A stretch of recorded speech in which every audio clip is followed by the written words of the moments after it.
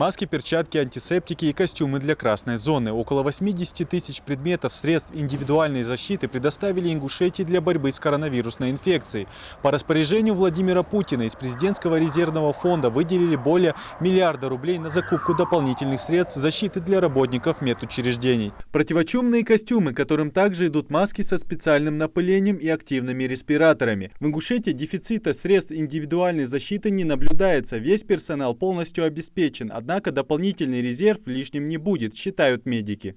Хочу отметить, что мы неоднократно говорили, что уже с июня месяца текущего года у нас неплохие пополнения нашего запаса.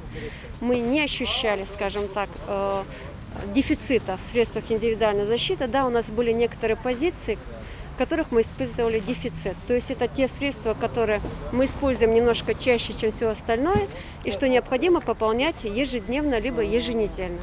Но это лишняя помощь, как я уже неоднократно говорила, помощь лишней никогда не бывает. Все это пойдет в наши медорганизации, которые работают с COVID-19, в том числе все наши 3 станции скорой медицинской помощи, ну и, соответственно, амбулаторная служба.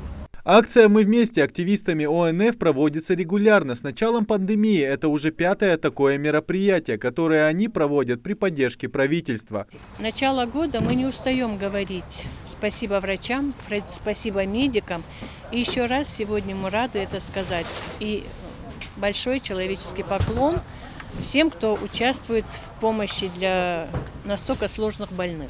После разгрузки всех коробок средства индивидуальной защиты распределили по всем медучреждениям Ингушетии. По статистике, больше всего больных поступает в ЦРБ, поэтому резерв учреждения должен постоянно пополняться, особенно в свете последних статистических данных. Сейчас на балансе больницы запас СИЗ рассчитан на несколько месяцев вперед. Поддержка федерального центра в период пандемии способствует успешной борьбе с вирусом по всей стране. Идрис Ижиев, Магомед Белакиев, Новости 24.